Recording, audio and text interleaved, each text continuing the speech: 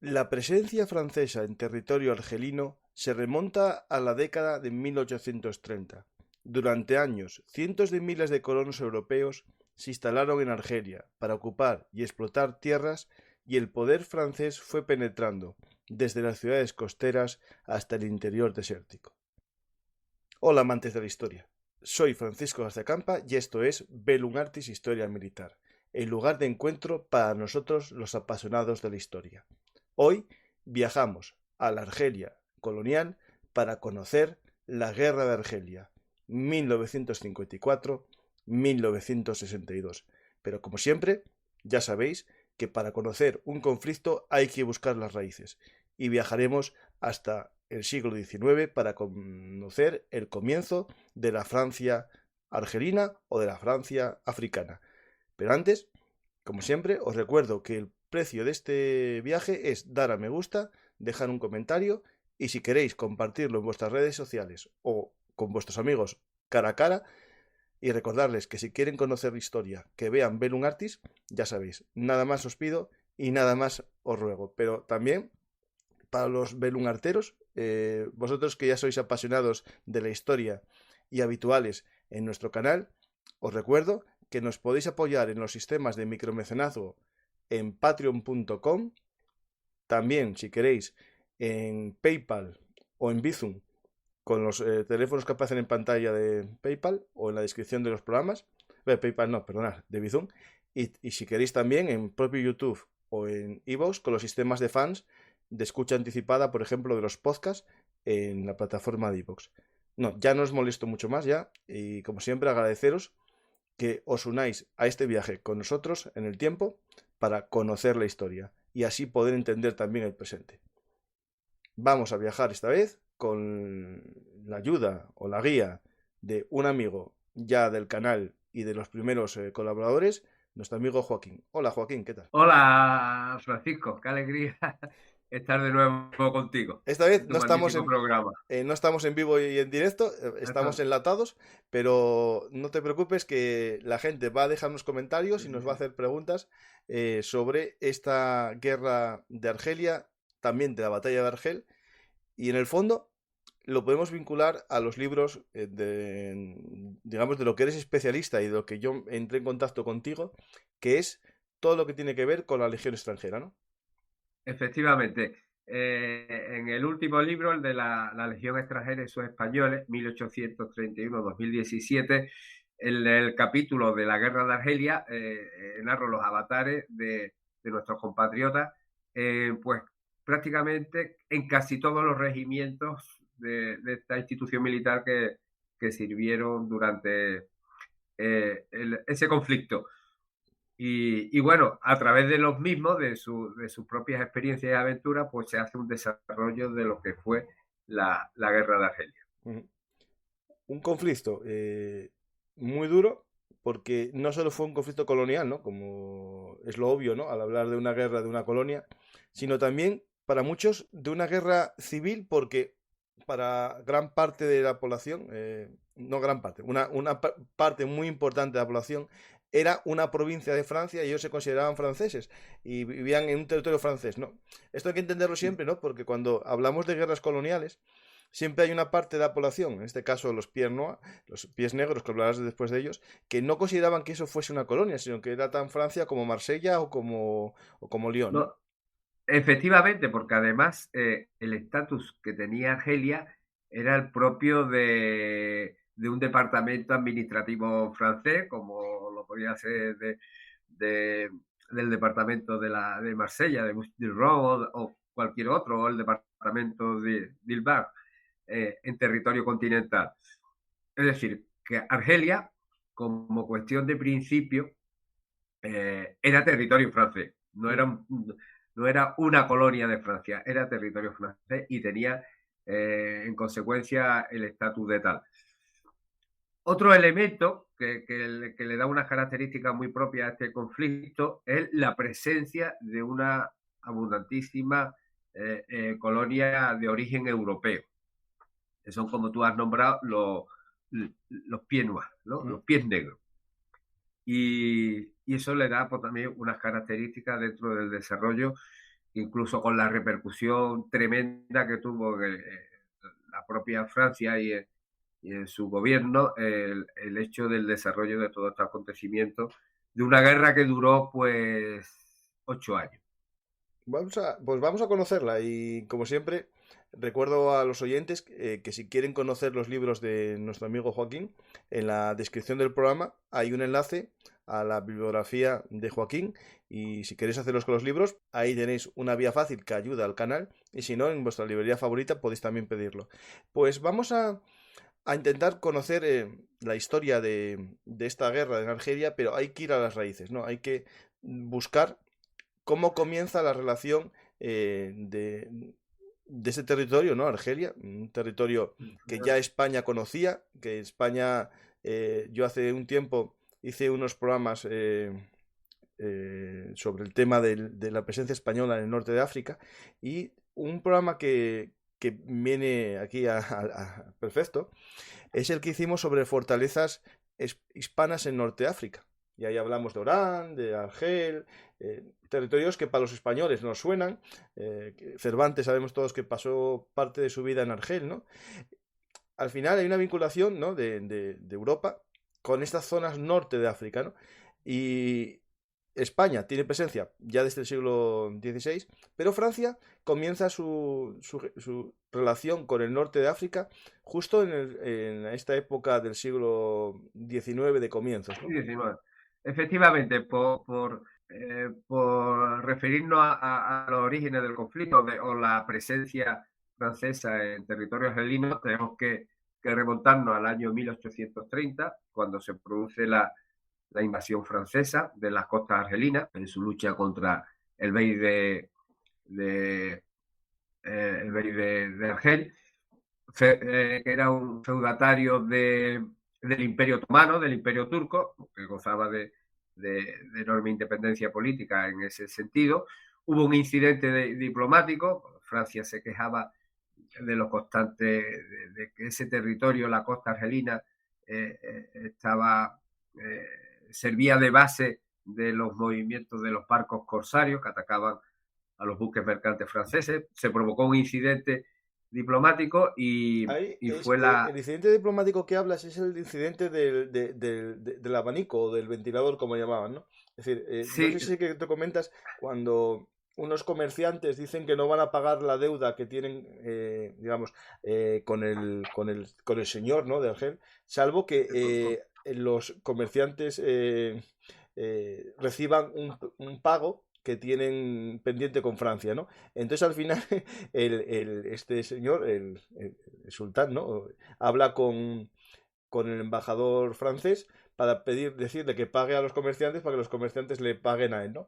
Y se calienta la situación y le pega un golpe con el abanico. efectivamente. Bueno, eso es esa especie de bofetada, lo considera Francia ya como casus belli, es decir, el hecho de golpear de esa forma con el desprecio que yo encerraba a un representante de Francia es como si se lo hiciera a la Francia misma. Entonces eso provocó ya el conflicto, la declaración de guerra y la invasión francesa de ese territorio. Eso fue en junio de 1830. Uh-huh. Estaba todavía reinando Carlos X, pero al mes siguiente, ya con la revolución de ese año de 1830, en cuestión de meses, ya esa patata caliente de un conflicto allende el Mediterráneo lo recogió Luis Felipe, que 2 años más tarde, efectivamente, rey de los franceses. Y a partir de ahí, desde esa fecha, comenzó lo que es la presencia francesa en territorio argelino, que duró hasta su independencia el 2 de julio de 1962. Ahí tenemos, se va haciendo un sistema, digamos, colonial que va llevando población francesa y europea a ese territorio argelino, sobre todo a la costa, ¿no? Y en esa costa comienzan primero unas grandes ciudades a desarrollarse a un modo muy europeo, y después también zonas de campesinado, ¿no? Zonas agrícolas con un desarrollo al estilo europeo, ¿no? Más que al estilo tradicional. Efectivamente, ya a partir de que esa guerra termina, se puede dar por terminada la guerra, el conflicto de la guerra franco-argelina de entonces, con la invasión que termina ya definitivamente en 1847. A partir de ahí comienza un flujo constante de colonos europeos, principalmente de origen español, de Malta, muchísimos italianos y judíos de Europa y de Centro Europa. Una población que llegó a ser en número cuantitativamente muy considerable. Y efectivamente desarrolla un modelo de crecimiento económico similar al existente en Europa, por lo menos en la parte europea, en la cuenca mediterránea de Europa, de la costa, sería como a imagen semejanza de la costa levantina española, del sur de Francia, de Italia, con cultivos, grandes extensiones latifundistas, de vides, de viñedos, y con un desarrollo más que notable. Lo que sucede es que esta población de momento reside y confluye su propio mundo y entorno independiente y separadamente del mundo musulmán, de la población musulmana argelina. Sí, digamos que en la ciudad había como una ciudad europea, después una ciudad, el Zoco, ¿no? Es una ciudad más antigua, no, Zoco no me acuerdo, la Medina, la Medina, sí, el Zoco es el mercado, la Medina. Sí, sí. Que es más, digamos, tradicional y con población nativa musulmana. Nativa. Y después está el campo, ¿no? Incluso el campo alrededor de estas ciudades, con una vida muy tradicional sin que notasen el avance, digamos, que había en las ciudades, ¿no? Efectivamente. A esta población europea, en la que queremos reiterarnos en el que el sello español era importantísimo, se va desarrollando a lo largo del tiempo, viene generación tras generaciones en ese crecimiento, y es decir, cuando llegamos al periodo de la guerra de Argelia que hoy vamos a tratar, pues ya hay allí europeos que residen, que son argelinos de tercera o cuarta generación, es decir, que emigraron en su día sus bisabuelos, sus tatarabuelos, y en ese sentido tienen un espíritu, un arraigo, un sentimiento de pertenencia fortísimo, en el sentido de que son franceses, de lo que se sentían orgullosísimos, a la vez que argelinos. Esa es su tierra y estaban dispuestos a defenderla. ¿Ese es el término o el concepto de pies negros? Sí, el pies negro. La denominación de pied noir, de pies negros, viene del hecho de que cuando los primeros colonos europeos desembarcaron en la costa argelina, los musulmanes notaron que llevaban unos enormes zapatones, algo casi desconocido para la población de aquel entonces musulmana, de color negro. Y entonces pues, le atribuyeron la denominación le pied noir, ¿no? Los europeos son los pies negros. Y de esa, no deja de ser una anécdota, proviene la denominación que los propios pies noir asumieron con todo orgullo. Pues aquí tengo una foto de los pies negros de Alicante, porque es de esta población de origen español que cuando se acaba Argelia, en vez de decidir ir a Francia, muchos vuelven a España, que tampoco era la España en la que nacieron ellos, sino sus abuelos en muchos casos, ¿no? Sus abuelos o incluso sus bisabuelos, ¿no? Era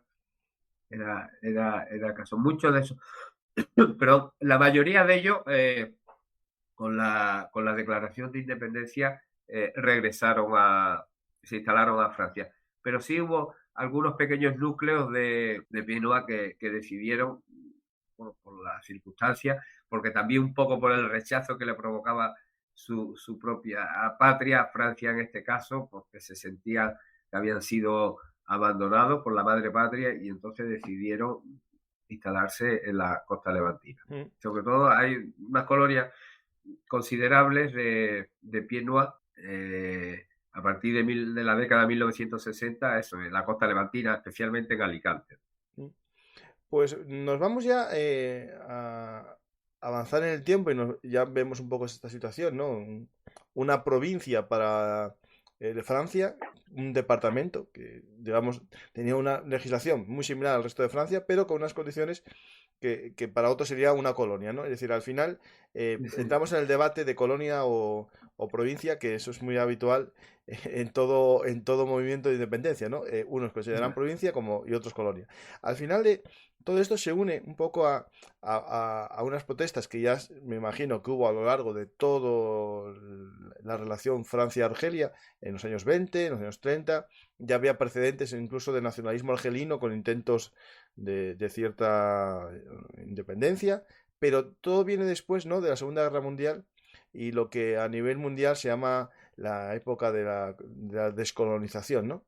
Surge la Segunda Guerra Mundial, las Naciones Unidas, el derecho de autodeterminación y empiezan a aparecer en todo el mundo movimientos de descolonización, ¿no? Bueno, en todo el mundo, mejor dicho, en los países que había Sí, colonias. efectivamente. De hecho, el primer conato de movimiento de manifestación independentista se da ya en la ciudad de Sétif en 1945. Es decir, el revulsivo había hecho todos los acontecimientos que se habían desarrollado en el norte de África durante la Segunda Guerra Mundial, aquello bajo la tutela del gobierno de Vichy, después el desembarco aliado, la campaña del norte de África contra el Africa Corps, los 10 postreros en Túnez, y todo eso provoca ya el caldo de cultivo del movimiento nacionalista argelino. Eso desemboca en unas manifestaciones que terminan, causa unos disturbios y esto lleva a una auténtica matanza de población blanca. Lo que provoca a su vez una reacción despiadada de represión con las fuerzas francesas, con una ingente cantidad de muertos. Este movimiento independentista, que ya fue realmente sangriento, fue reprimido eficazmente por las tropas, por el ejército francés y las fuerzas del orden, la gendarmería, pero hubo un general que en ese sentido francés realizó una declaración premonitoria diciendo, bueno, esto que hemos hecho ahora nos va a durar 10 años, dentro de 10 años volverán. Y efectivamente así fue, porque estamos hablando de que la guerra se inició oficialmente el 1 de noviembre de 1954. Ahí empieza, digamos, un movimiento, ¿no?, armado, insurgente, y entre esas unidades hay un nombre que lo dirás varias veces, que son los Felaga, no, Felagá, no sé cómo se dice. Sí. Ellos decían los Felaga, que es el soldado. Esa es una denominación despectiva, yo creo que traducido viene a decir como bandido. El término es los franceses utilizaban el acrónimo H, los fuera de la ley, pero Felaga, los bandidos, que era realmente el combatiente independentista del Frente de Liberación Nacional de Argelia. Dentro del contexto, es necesario un contexto, el dato demográfico. En aquel entonces, con el inicio de la guerra, el 1 de noviembre de 1954, la población musulmana alcanzaba, no llegaba, alrededor, se podía situar alrededor de los 9 millones de habitantes, frente a algo menos de 1 millón de habitantes de población europea pied noir. Es por hacer el contraste entre lo que era el peso demográfico de una comunidad y la otra. Estamos hablando, bueno, casi de un octavo de la población, que no es poco para... Efectivamente. Claro, es increíble el dato que das ahora. O sea, te interrumpo porque me parece un dato muy interesante. Hablas de 9 millones cuando tengo yo aquí una tabla de 1928 en la que te vienen los porcentajes de población, ¿no? De población europea, ¿no?, y población argelina. En total eran 6 millones. En 1928, 6 millones. En 1950, más o menos, 9 millones de habitantes. La población europea, que era 800.000 en el año 28 pasa a ser 1 millón, hay un crecimiento no muy grande, pero lo Claro. hay. Pero el dato es ahora lo que me llama la atención. Es para que veamos la demografía de estos países, ¿no? Pasa de 9 millones en los años 50 a 44 millones en la actualidad. O sea, el crecimiento es una... Sí, sí, sí, sí, sí. Brutal, Sí, vamos, sí, sí, sí. realmente es una enormidad. Hay también, aparte de la referencia demográfica, es conveniente también resaltar que era la separación absoluta, la falta de permeabilidad de de ambas comunidades entre sí. Es decir, un europeo tenía su propia vida, eran franceses, su cultura, su formación, sus hábitos eran franceses, y los musulmanes eran tales, pero en el aspecto socioeconómico, los pienuas gozaban de un nivel de vida no igual que Francia, sino que los franceses, sino del continente, sino en muchos casos mucho más alto. Y en la década de 1950 toda esta población musulmana seguía sumida en algunos casos en una miseria absoluta, Mm. realmente absoluta, de algunos poblados, Duar, eso era un descenso al infierno de la pobreza en su expresión más descarnada, ¿no? Sí, sí. Es un dato de contexto. No obstante, sí había un sector minoritario, pero de la población musulmana, que sí se encontraba identificado con Francia, no dejaban de ser con Francia, con sus hábitos y con sus costumbres, conservando su propia idiosincrasia y religión, por supuesto, pero había que ya más adelante, a lo largo del desarrollo de la exposición, hablaremos de ello, de los Sí. Harkis. Los Harkis, justo, sí. Pues vamos a comenzar primero, en primer lugar, el protagonista, ¿no?, de este movimiento de independencia es el Frente Nacional de Liberación, ¿no? Frente, exactamente. Liberación Nacional, bueno. El PLN. Efectivamente, con su brazo armado, que era la ALN, o sea, porque son la sigla francesa, sería la Armée de Liberación Nacional.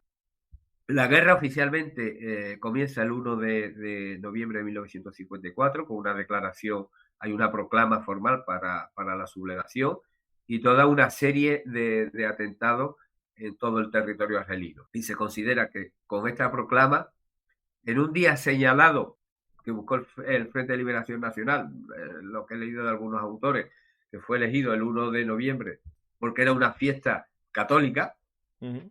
la fiesta de Todos los Santos, y entonces para iniciar lo que era la Guerra de Liberación, pues se eligió como fecha una que tenía una significación para los europeos como católicos que eran.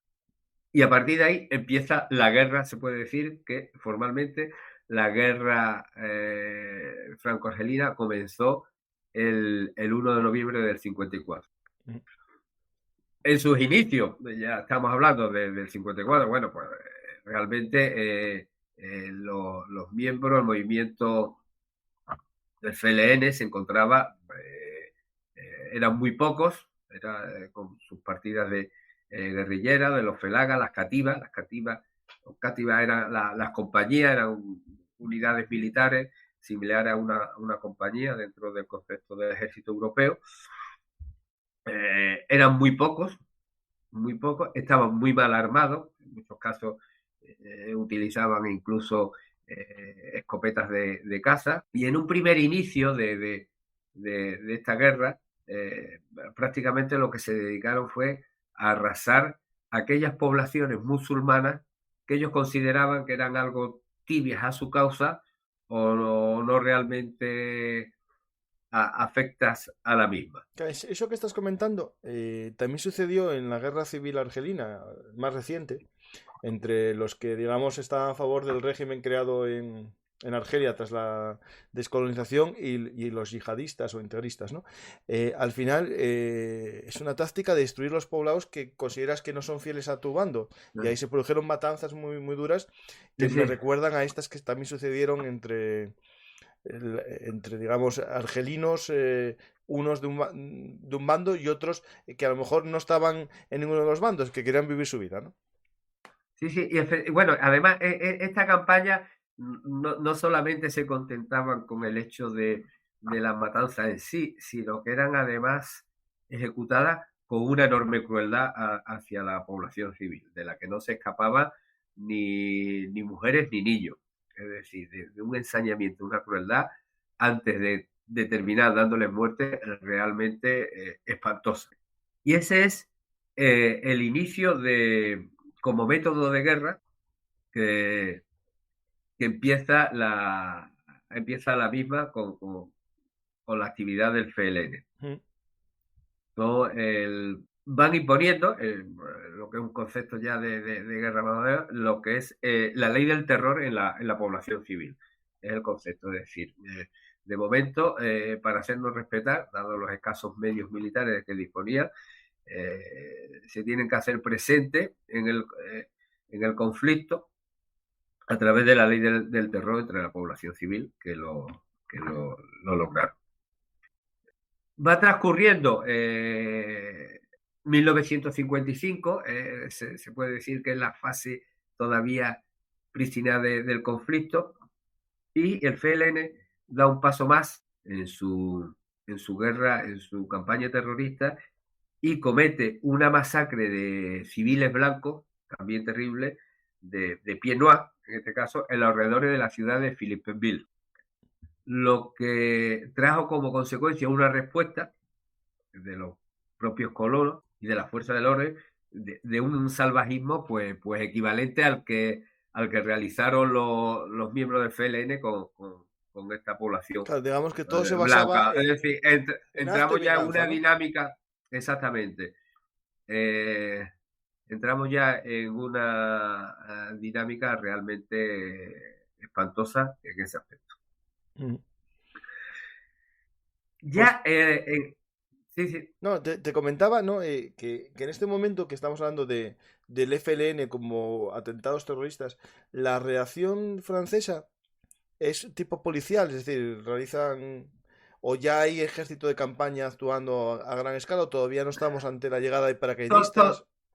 Todavía, es decir, en el año 55, en el año 55 todavía, hasta mediados del 55, todavía se están repatriando las fuerzas del cuerpo, todavía están llegando unidades a territorio argelino, unidades del cuerpo expedicionario francés en Indochina. Ujú. Eh, la guerra en Indochina para Francia había terminado en ese año, 1954, y a partir inmediatamente comenzó la repatriación de tropas francesas de forma escalonada. Empezó el grueso de las tropas ya a finales de ese año, pero después quedaron una serie de unidades que de forma escalonada pues fueron regresando bien al continente, a Francia o a territorio argelino a lo largo hasta mediados de 1955. Entre ellas, algunas unidades de la Legión extranjera. Ujú. Todavía el conflicto, la guerra no tenía una dimensión realmente considerable en el aspecto militar, como un enfrentamiento entre, entre ambos bandos en campo abierto. Sí les sirve para el FLN irse dotando, de ir captando adeptos a su causa, de ir aumentando su fuerza, y ya se puede decir que en 1955, a mediados de ese año, la fuerza, el brazo armado del FLN alcanzaron unos 15.000 efectivos. En respuesta de todo ello, que ya iba adquiriendo el conflicto una dimensión ya ciertamente considerable, ¿qué es lo que hace Francia? Pues Francia empieza a movilizar a sus soldados de reemplazo, a los conscriptos. Ujú. ¿Por qué puede hacerlo, cosa que no sucedió con la guerra de Indochina? Porque Argelia es territorio francés. Claro, claro. Y entonces, Francia, sin tener que pasar por votaciones de la Asamblea Nacional con todo lo que ello supone, puede hacerlo porque es su propio territorio el que está siendo agredido. Y entonces puede movilizar a, a los conscriptos, a los soldados de reemplazo. Lo hace de forma escalonada, pero finalmente llegaron a estar movilizados en territorio argelino 500.000 de efectivos, de soldados de reemplazo, que no es una cifra nada desdeñable. 500.000. Ten en cuenta, si están desplegados 500.000 en un país de 9 millones, es un gran número. Sí, efectivamente. En este sentido, ya el conflicto entra en esa dimensión ya puramente militar, cuando hay una movilización de fuerza de este calibre. En este sentido transcurre 1955 con los atentados terroristas, con la movilización de las fuerzas francesas, ya se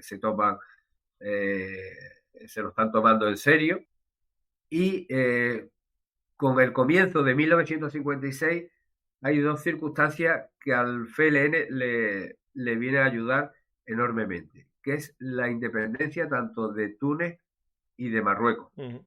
La independencia a principios de 1956. Yo creo que la de Marruecos fue entre marzo y abril de 1956, uno de esos 2 meses, si no me equivoco. Sí, porque al poco fue lo de la guerra con España, ¿no? Al poco de independencia. Efectivamente. Y la de Túnez.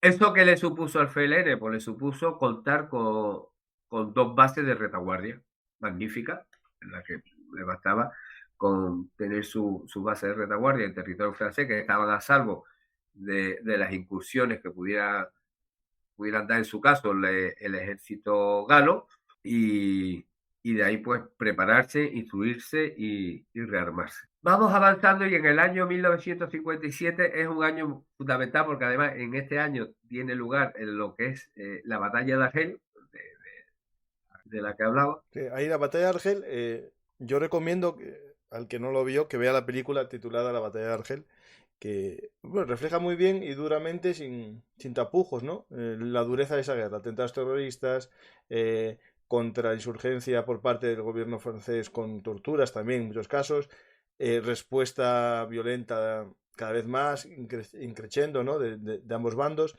la presencia también de los Pierre Noir armados. Es una película muy tipo documental, más que una película, a lo mejor. Si alguien quiere buscar una película, digamos, con una narración tipo película, no es más bien un documental. No sé si la viste, ¿no? Sí, y entonces en el año 57, ya con la presencia masiva de los conscriptos franceses en territorio argelino, como he indicado hace un momento, alcanzó la cifra de 500.000 efectivos, de 500.000 soldados. Eso le permite a Francia el establecer toda una red de puestos militares, de bases, en las que estaban asentados todas estas formaciones militares nutridas por soldados de reemplazo, por franceses del continente, que los que estaban allí movilizados en función de su servicio militar de carácter obligatorio, y permitió al ejército francés que todo lo que eran sus tropas profesionales, paracaidistas y legionarios, pudieran realizar operaciones más agresivas mediante el empleo de helicópteros, que eso yo creo que es una novedad que ya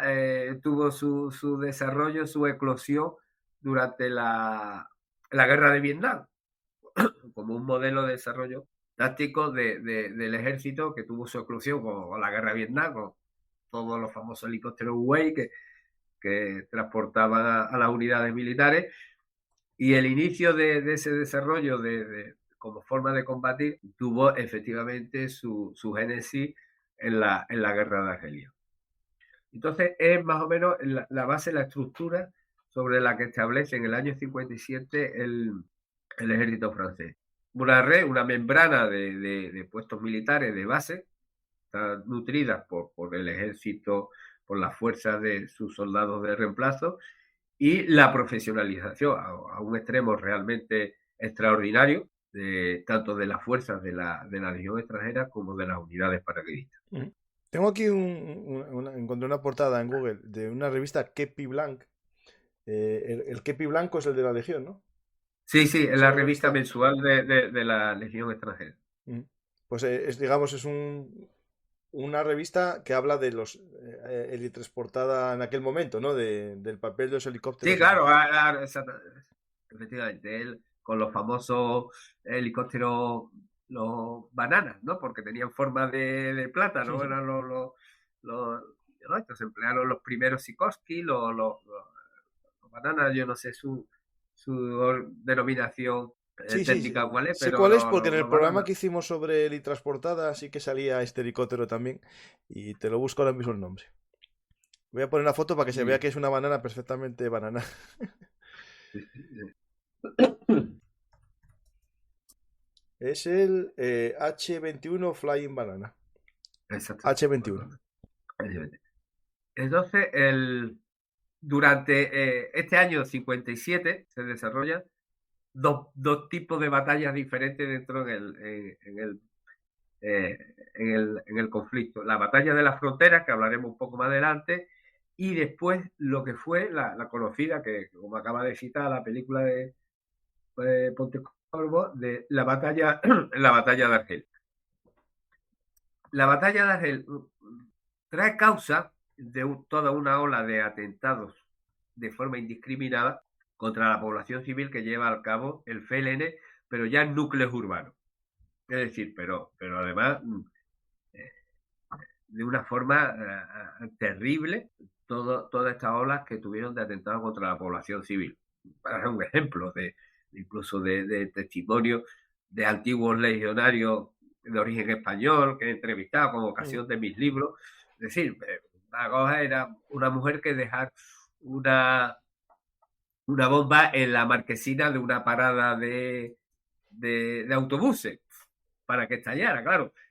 En ese caso, pues se llevaba por delante mujeres, niños, ancianos, lo que fuera. O sea, es decir, no se discriminaba un objetivo sobre un segmento de la población civil porque estuviera vinculada al ejército francés. No, era simplemente Sí, sí, el que una cometiese, indiscriminación claro, realmente.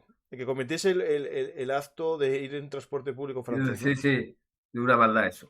Bueno, inician una campaña de sobre el núcleo urbano, entre otras cosas, dentro de la población civil, contra la población civil blanca, y entonces, pues, contra esto, el ejército francés tiene que establecer un sistema para contrarrestar y acabar con esta ola de atentados terroristas. Y esto es lo que da lugar a la batalla de Argel. Ujú. Digamos que Dentro es de una la, batalla en la que, en primer lugar, bueno, se va como segmentando el territorio, pero después hay una lucha también de contraespionaje, información, deserciones, no, pero traidores, es decir, es un tema muy complejo, ¿no? efectivamente, sí, sí, realmente no deja de ser, se sale dentro de lo que es la lucha clásica, y entonces actúan como unidades contrainsurgentes, en las que desde las primeras misiones que realizan se hacen cargo de estas operaciones, lo que son unidades paracaidistas, en este caso era el, el tercer regimiento de paracaidistas coloniales, cuyo frente estaba Marcel Villard, y el primer regimiento extranjero de paracaidistas. Efectivamente, establecen un plan de contrainsurgencia y segmentan todo, cuadriculan todo lo que era en este caso la ciudad de Argel, especialmente el área de la Kabash, donde habitaba toda la población musulmana, Ujú.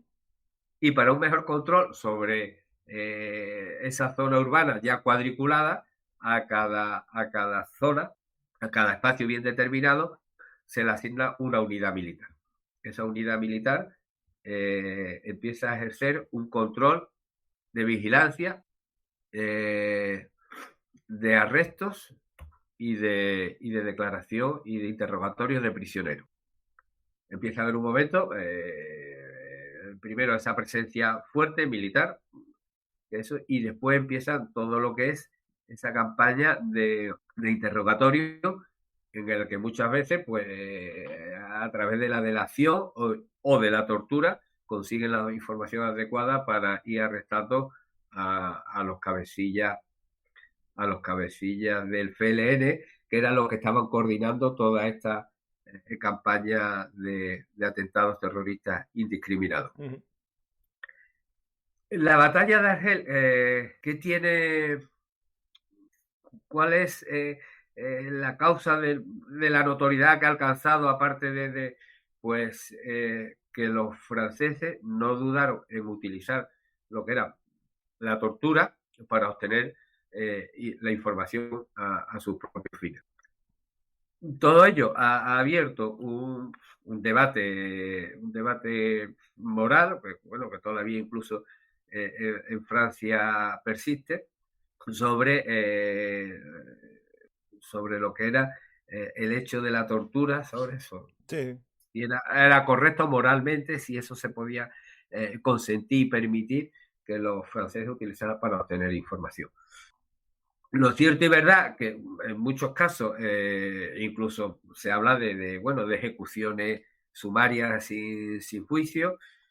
Lo cierto y verdad que en la primera fase de la batalla de Argel, que se da entre los meses de enero y abril, los paracaidistas consiguen acabar con desactivar todas las células terroristas, las desactivan, la desmontan y consiguen acabar con esta campaña. Claro, porque nosotros hay que entender que depende un poco cómo se enfoque este tema, ¿no?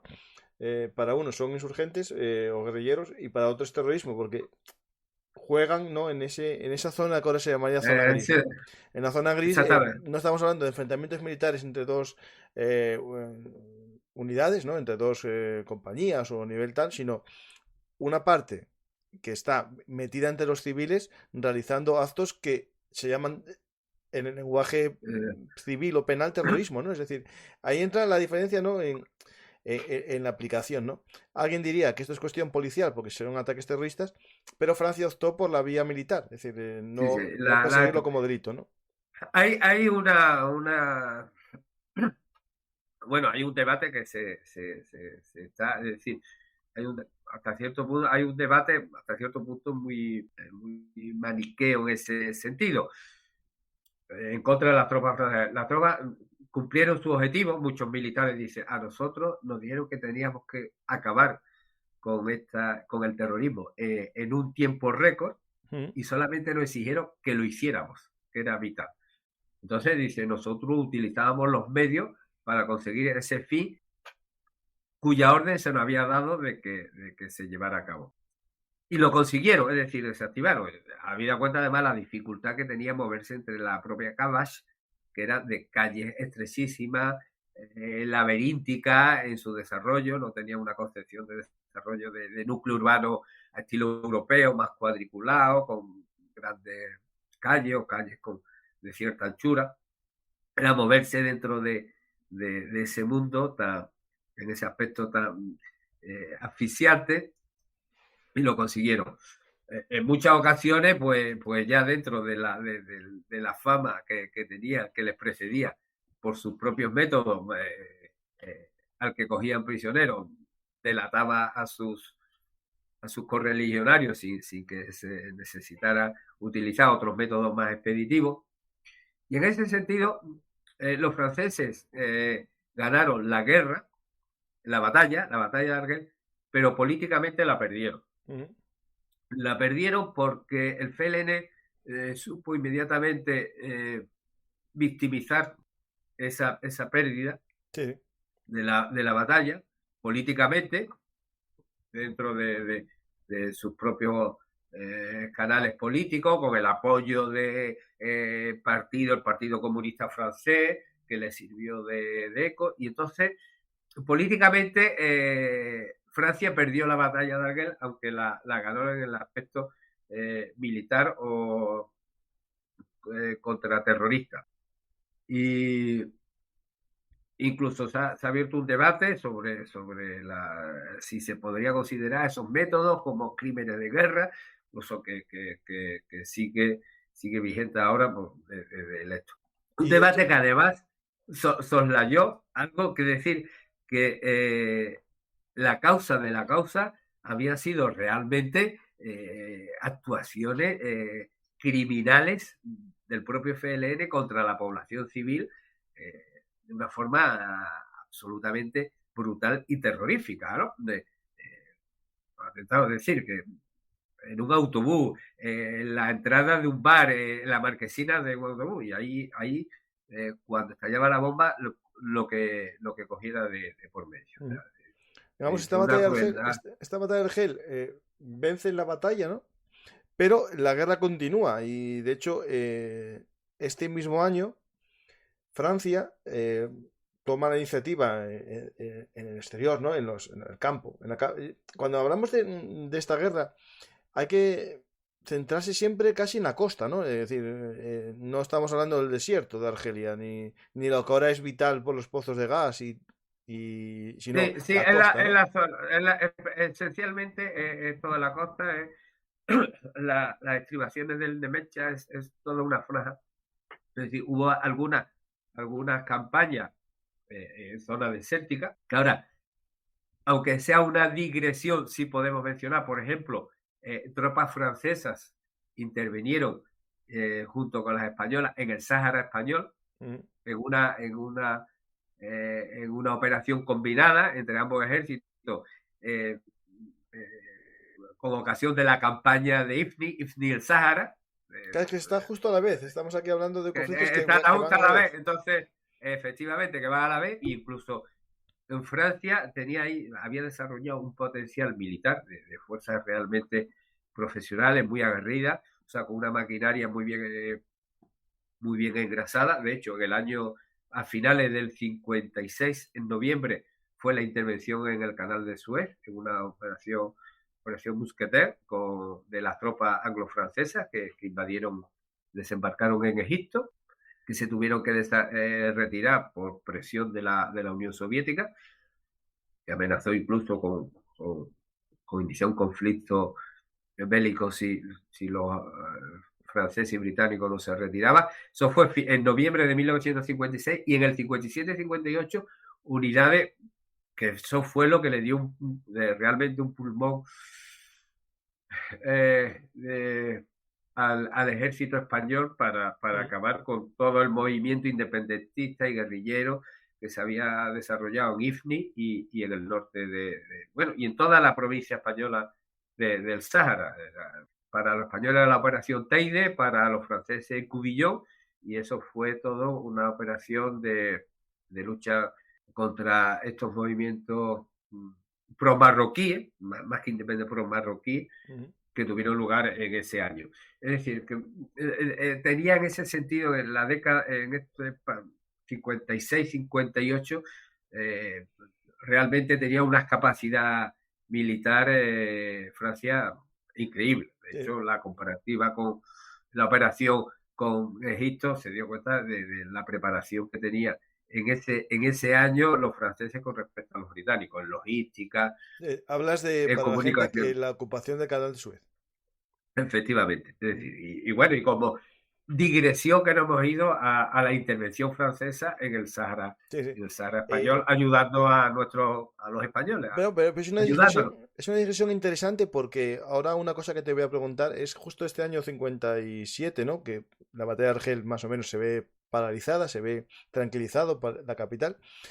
Hay unos intentos de crear, o no unos intentos, se crea realmente un sistema defensivo para impedir la ayuda desde Marruecos y desde Túnez Eh, a los rebeldes, ¿no? Al Frente de Liberación Nacional, que en el caso tunecino es la línea Maurice, ¿no? Una especie. Maurice, exactamente, porque es el nombre de un ministro francés, de Maurice. Efectivamente, en este año está la batalla de Argel, año 57, y la batalla de la frontera, que ocupa el bienio 1957-1958.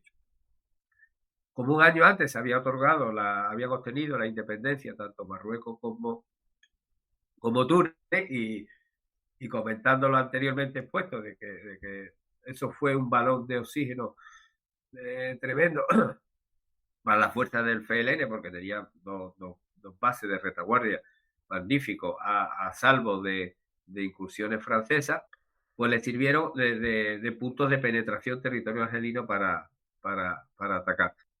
En este caso, una de las decisiones que se tomó, en el caso con la frontera Túnez, fue vallarla.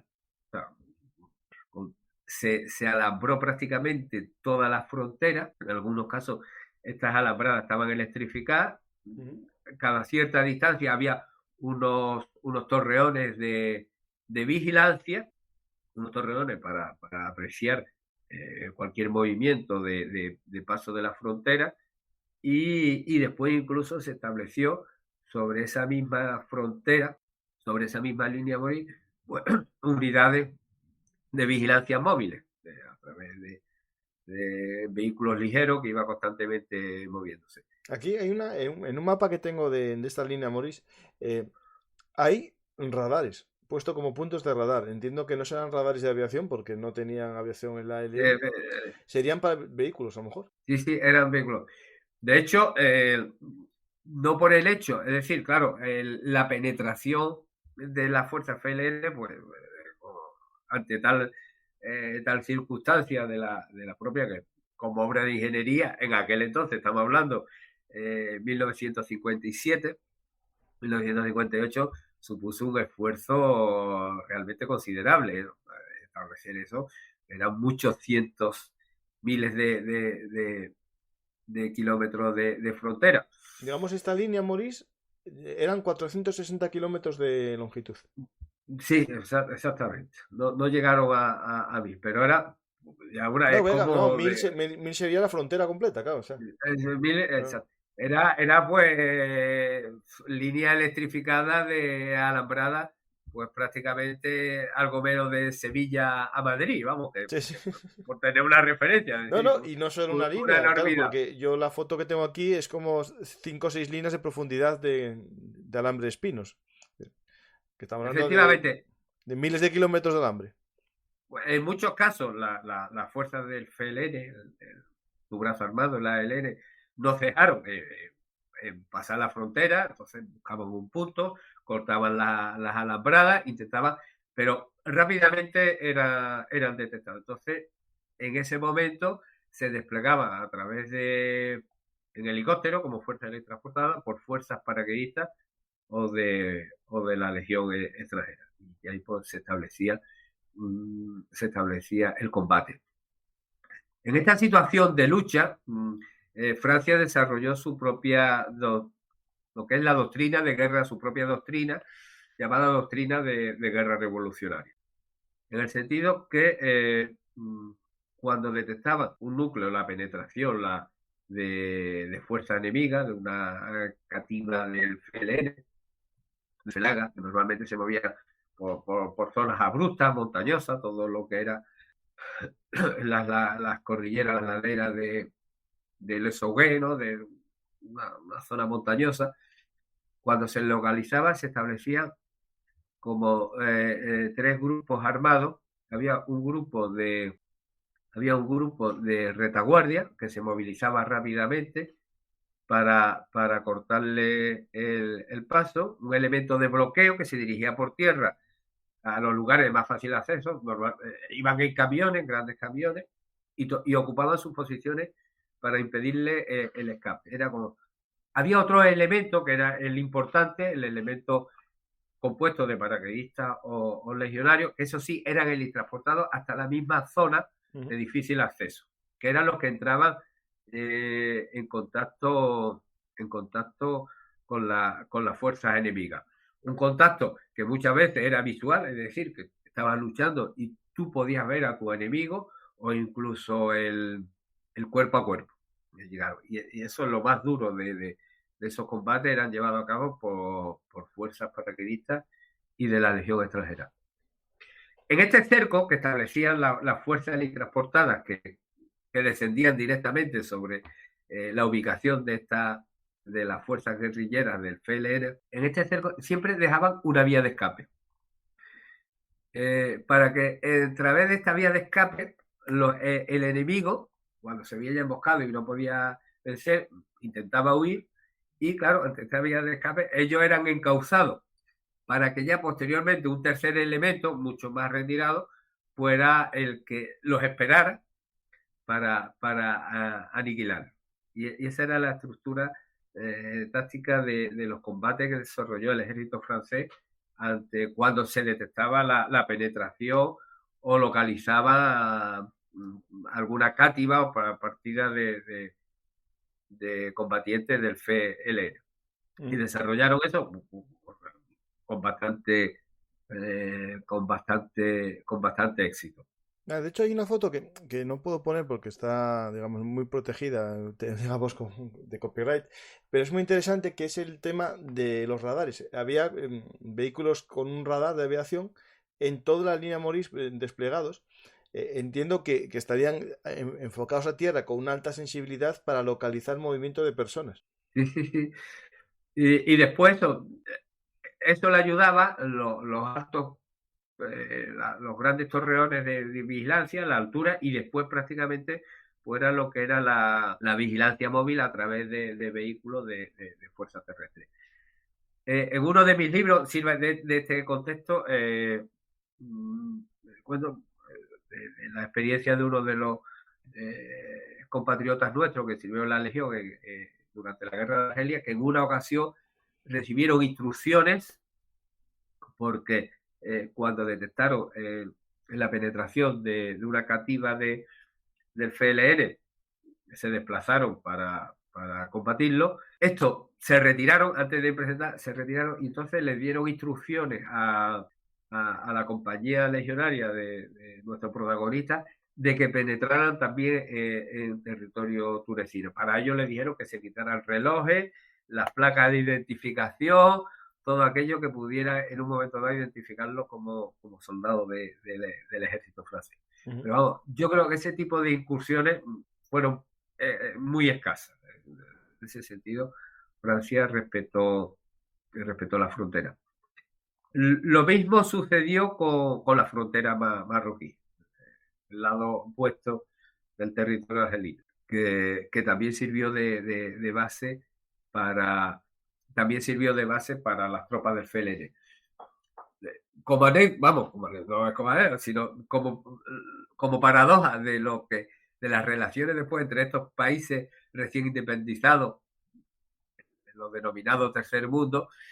Marruecos, que sirvió y prestó ayuda a las fuerzas del FLN en su lucha contra Francia, al poco tiempo de obtener la independencia, estalló en guerra Sí, sí. con Argelia, en lo que era la guerra de las arenas, la Bueno, guerra del hay que sable. entender también que el concepto distinto, ¿no? Uno es una república que posteriormente socialista panarabista y Marruecos es una monarquía tradicional, ¿no? Bueno, exactamente.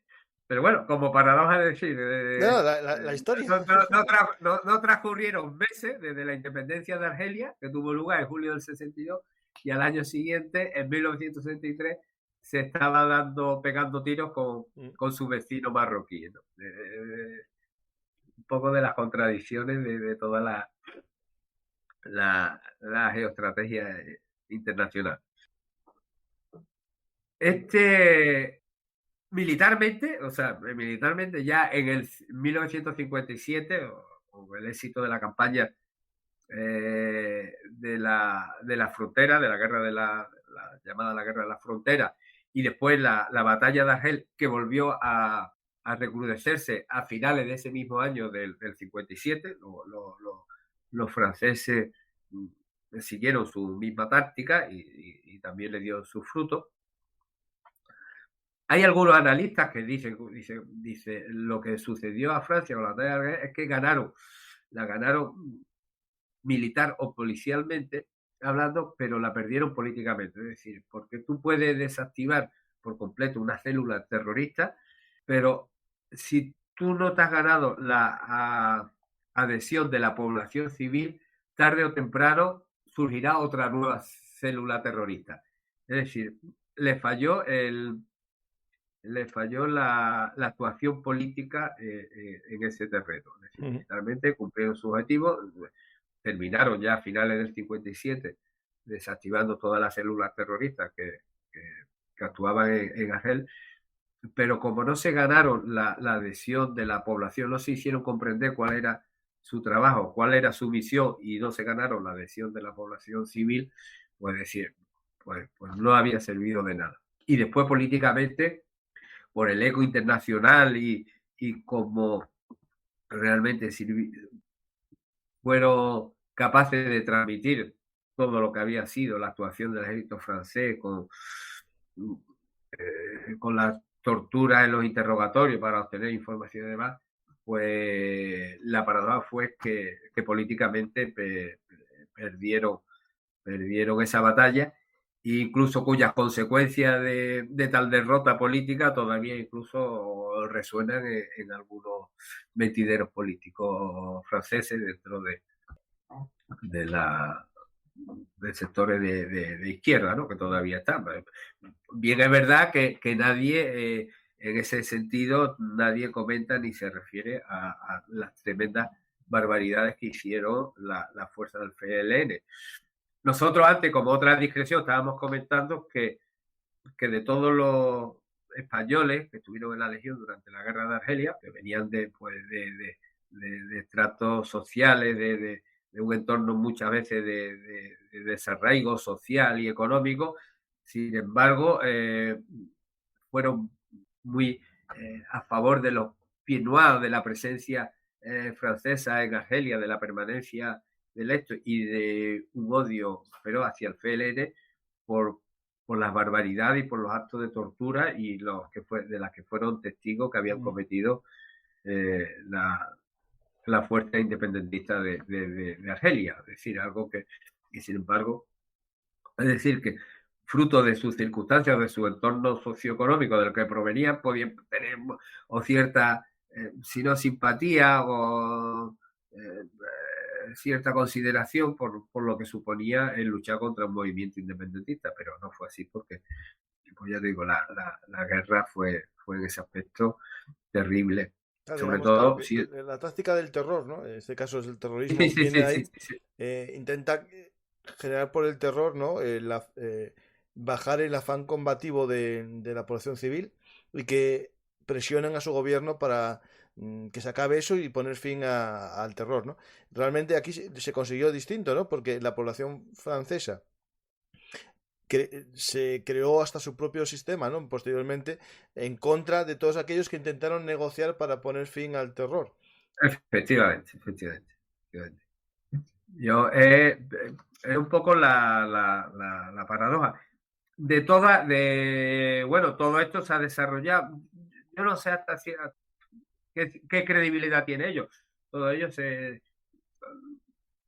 la batalla de Argel dio para desarrollar todo lo que es una doctrina de la guerra, en este caso la desarrolló el general Jacques Trinquierda, que era entonces que lo publicó en un libro, La Guerra Moderna, en la que se comenta que sirvió de modelo para para todos los militares de la dictadura argentina en su lucha contra los montoneros, por Sí, sí, digamos lo que todo el método de obtener información a través de la tortura, de los secuestros, de las desapariciones, en fin, de las ejecuciones o asesinatos de, de sí, terroristas sin juicio previo y sin ningún tipo de garantía jurídica. seguro que ese libro se dio en la famosa Escuela de las Américas que creó De la la América, CIA. de Panamá. Sí, sí. Sí, sí.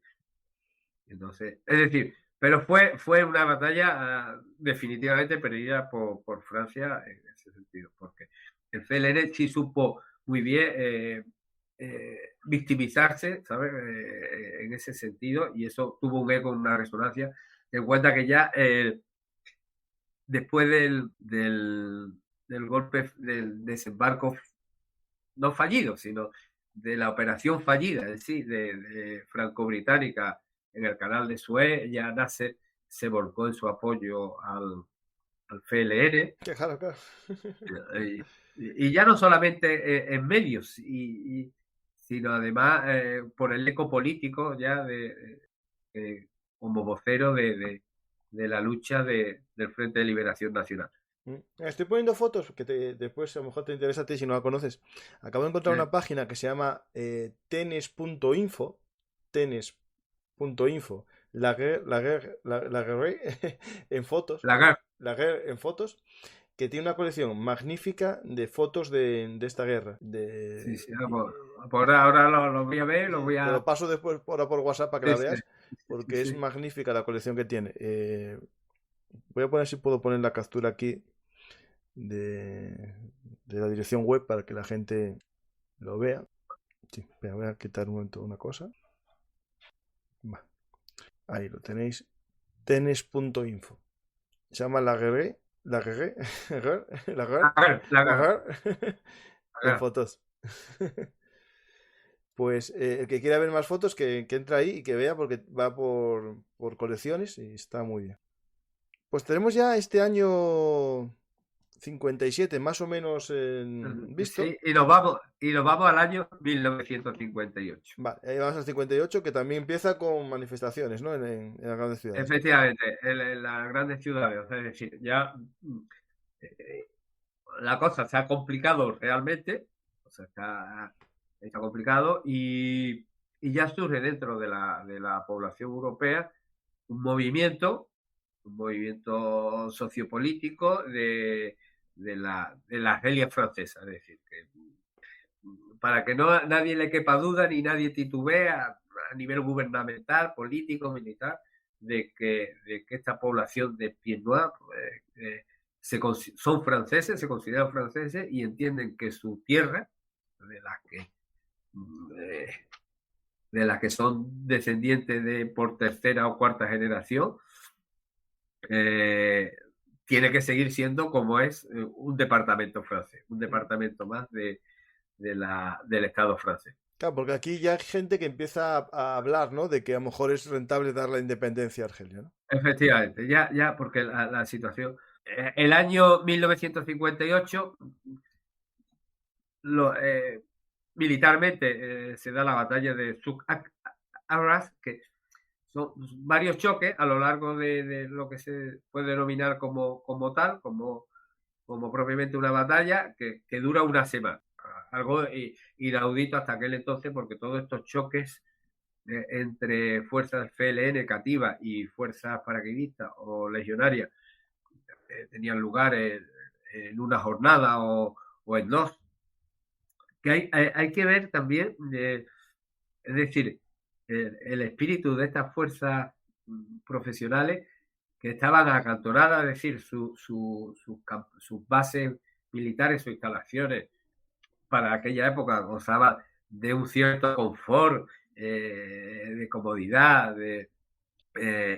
y de pronto, es decir, unos bares, todos los legionarios de origen español coinciden, varios testimonios, sobre todo de la primer regimiento extranjero paracaidista, que las instalaciones, la cantina, lo que era el bar, el restaurante, la zona de recreo, le llamó la atención de lo bien montada que estaba, de las instalaciones tan magníficas que poseía, y eso, y en cuestión de una hora, estás en un combate casi, en algunos casos, cuerpo a cuerpo, ¿no? En combate con los flags, es decir, además que se producían bajas, o sea, es decir, realmente que veía a tus compañeros, en ese caso, como caían en combate, ¿no? Y ese cambio sin transición alguna, ¿sabes? De estar en el bar de tu base militar en cuestión de horas, está luchando a vida o muerte. Pero lo más significativo del año 58, que la situación, en un principio, el general Charles de Gaulle mantuvo cierta tibieza en sus declaraciones, no se comprometía, llegó a Argel, declaró: yo os comprendo, dirigiéndose a la población argelina, pero él se decía: bueno, yo comprendo que comprende, porque claro, es que es eso. a los europeos, a los musulmanes, a ambos, ¿no? Después, más adelante, sí se comprometió, cuando estuvo creo que en Orán, se manifestó por una Argelia francesa, pero la situación política en Francia, aún en la Cuarta República, estaba de una instabilidad total. Desde el año 54 habían pasado ya varios gobiernos, no se encontraba la necesaria el reposo político para tomar las decisiones correctas, y fueron conscientes de que todo un sistema, que era el proveniente de la Cuarta República, estaba agotado como modelo, y entonces se llamó a Charles de Gaulle, que asumió la presidencia del Consejo, y a partir de ahí él preparó una nueva constitución con un referéndum que tuvo lugar en noviembre de ese año y surgió la Quinta República. La Quinta República es un modelo que, visto en el contexto en el que se estaba desarrollando pues la inestabilidad política en Francia, como la guerra en Argelia, es una constitución semipresidencialista. Sí, es más En la que presidencialista que el resto, ¿no? Quitando poder al exactamente, Parlamento. exactamente, que el jefe del Estado ejerce como tal, como jefe de Estado, en el sentido del presidente de la República, como jefe del Estado, tiene un poder ejecutivo en ese sentido más desarrollado que otros modelos similares de constituciones democráticas de la Europa occidental. Y ya ahí, ya con esa responsabilidad asumida por Charles de Gaulle, la cosa empieza políticamente. Ya hay unas declaraciones en las que de forma soterrada, en la que se da a entender de que la guerra la única solución a la guerra es en la política, y que eso supone un acercamiento a las posiciones del FLN. Pero paralelamente a todo este mare magnum político que está teniendo lugar en Francia, realmente era una situación inédita a la vez que tremenda. Las operaciones militares siguen su curso, y entre el periodo 1959 se establece por el general Charles el plan de su mismo nombre, el Plan Charles, que a través del mismo se desarrollan diversas operaciones. Este plan consistía esencialmente en fijar todas las reservas en un sector determinado, o sea, se ocupaba durante un tiempo. Los arquis argelinos, es decir, los musulmanes adictos a Francia, aliados de Francia, se movían muchísimo mejor, hacían una labor de comandos de choque y de exploradores para localizar las partidas enemigas, las cativas del FLN, y a continuación ya intervenían directamente lo que eran las fuerzas paracaidistas y las unidades de la Legión, que eran helitransportadas para rodear la cativa, equivalente a una compañía que era descubierta, y acabar con ella dentro del desarrollo de la doctrina de guerra revolucionaria que hemos comentado antes, ¿no? Con las unidades de bloqueo, una unidad de bloqueo más alejada, que era que llegaba por tierra, que era como para cortarle el paso, una escala intermedia para cortarle el paso a las fuerzas guerrilleras que eran causadas a través de una vía de escape que les provocaba que tuvieran que huir las fuerzas transportadas, que sí buscaban el enfrentamiento directo con ellos en las zonas más abruptas y de más difícil acceso, ¿no? Y realmente este plan tuvo muchísimo éxito. De hecho, se puede decir que en el año 1960 la guerra militarmente estaba ganada por Francia. Y para es decir, porque prácticamente ya apenas cruzaban cativas desde la frontera tunecina, no había movimiento de penetración de tropas. Eso es una característica. Tampoco se habían producido grandes enfrentamientos. La adhesión, el número de efectivos del FLN se había estancado, si no disminuido, y se puede decir que militarmente en ese año de 1960 Francia había ganado la guerra. Una pregunta, viendo aquí unas fotos, se hicieron campos lo llaman en francés campos de regroupement. Sí. Se usó la técnica esta de los campos de concentración, digamos, no con el sentido que se tiene de campo de concentración en la guerra insurgente, ¿no? Ya en España, en Cuba, lo utilizó junto con las trochas. El general Weyler, se hicieron también esa técnica, ¿no? Digamos, de los poblados, juntarlos, en teoría, para defenderlos de los ataques de los rebeldes, pero también en el fondo para impedir la comunicación de los rebeldes con la población civil, ¿no?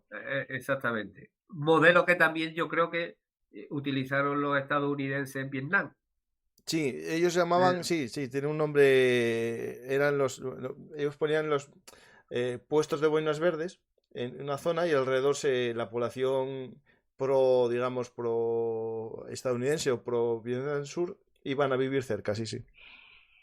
sí, era un modelo. En este sentido, el conflicto argelino y las tácticas utilizadas por el ejército francés eh, fue pionero en muchos aspectos de conflictos, de tácticas que se desarrollaron en conflictos posteriores, ¿no? En Mm. este caso, pues,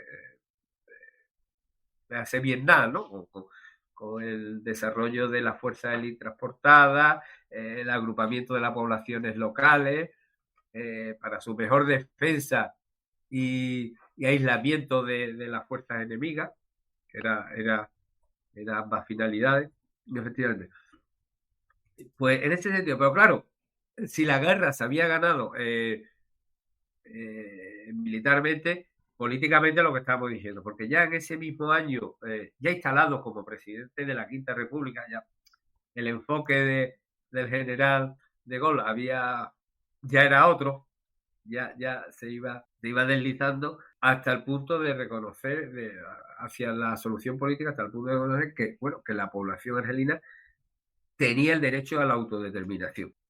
Mm. Con lo cual, eso, ya cuando enunció ese principio, ya para toda la población europea de pie en más, eso fue considerado una auténtica, verdadera traición, no solamente a su causa como población europea instalada en territorio argelino, sino a la propia Francia, porque ellos eran franceses y estaba traicionando a Francia. Y de Lo hecho, que dio aquí lugar empieza, ahí hablo yo de la la OAS. creación del OAS, ¿no? Ujú.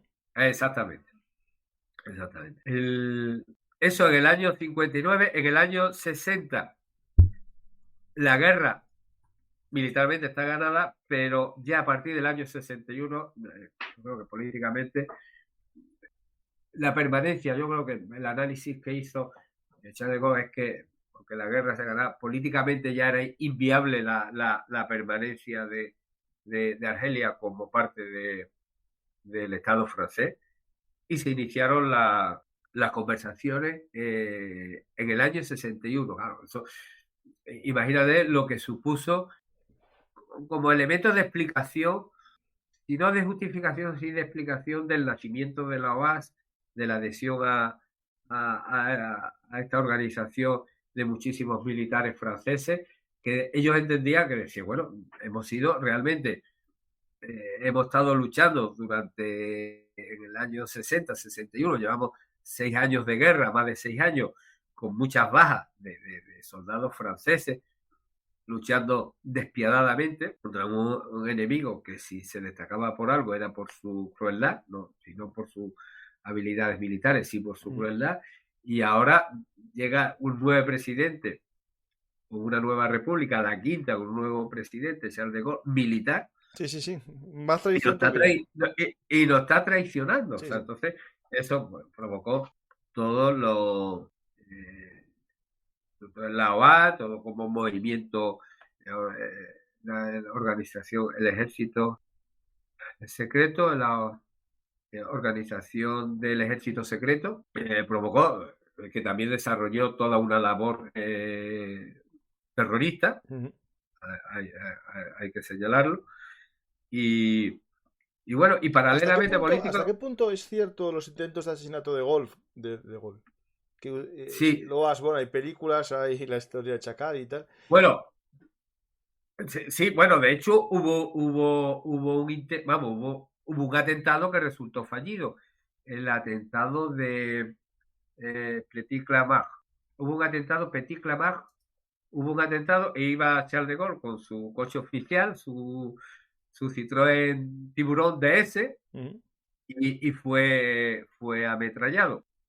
Un miembro de los 3 ejecutados, condenados a muerte, que fueron ejecutados de la OAS, el que llevó a cabo esa operación de atentado contra De Gaulle, era un militar francés, ingeniero de formación, el esto de familia de antecedentes aristocráticos, Thierry Thierry,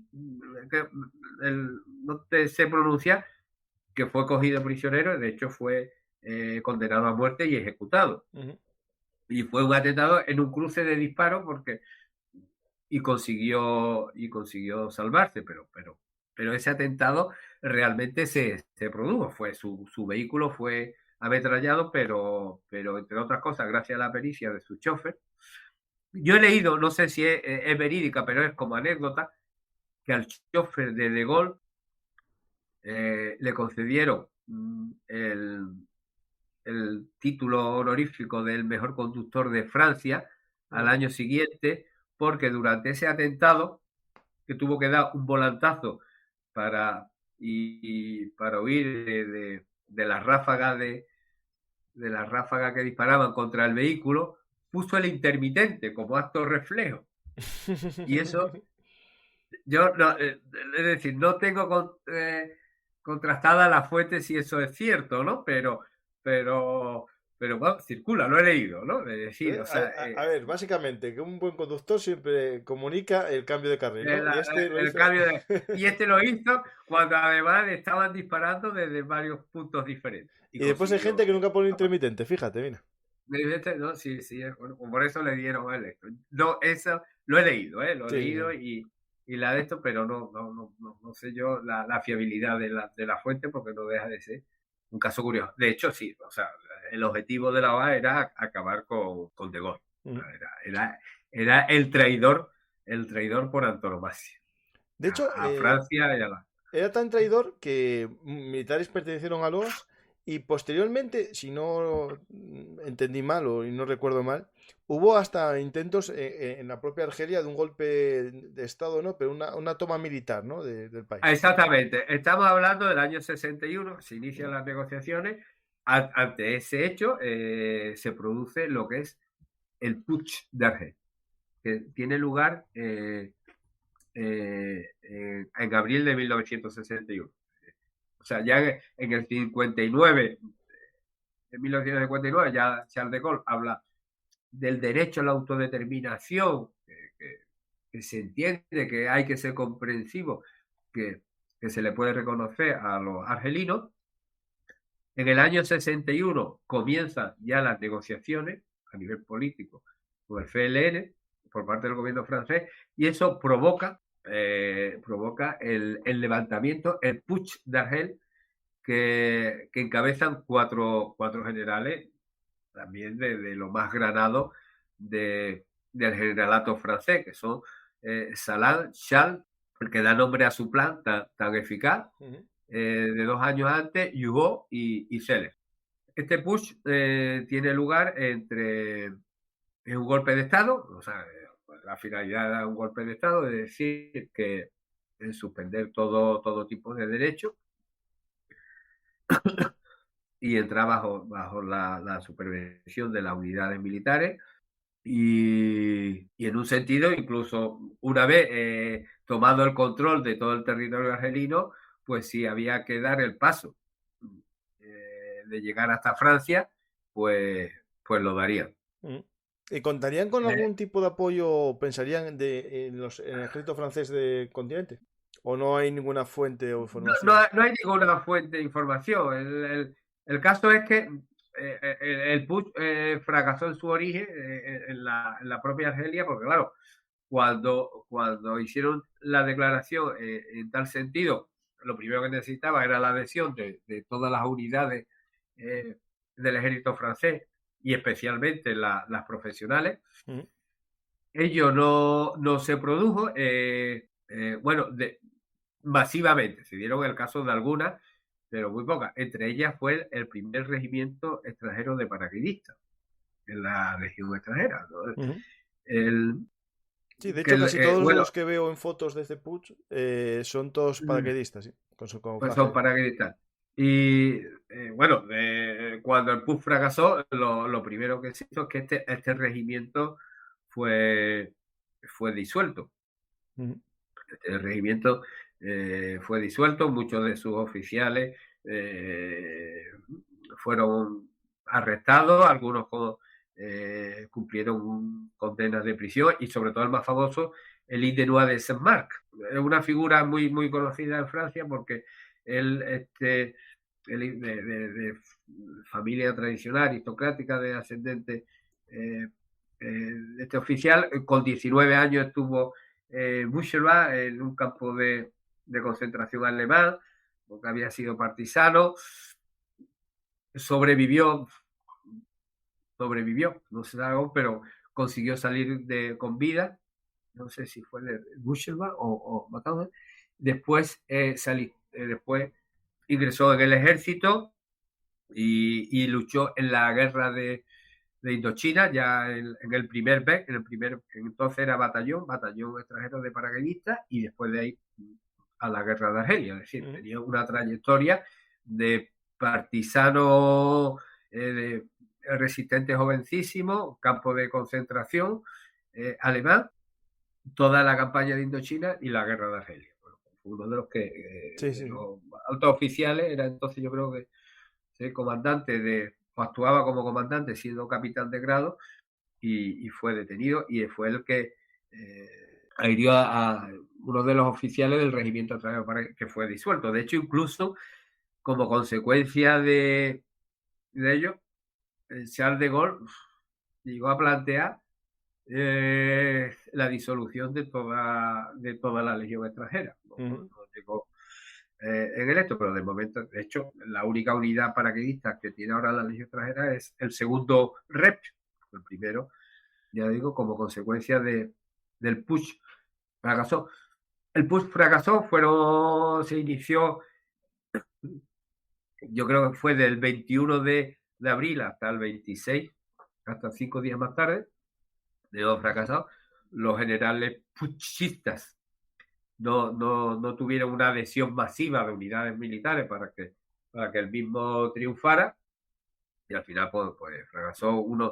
Dos de los generales fueron detenidos y otros dos se exiliaron. Yo creo que el general Salah se vino a España. Con el fracaso del putsch, pues esto le dio políticamente una enorme ventaja al FLN en su posición negociadora con el gobierno francés. Sí, claro. Eso ya precipitó todos los acontecimientos. Entonces, y aquí, claro, se produce, bueno, la negociación, bueno, al final la independencia, y el OAS comienza ya a no actuar solo en Argelia, sino ya a actuar en Francia también, ¿no? Posteriormente. Sí, efectivamente.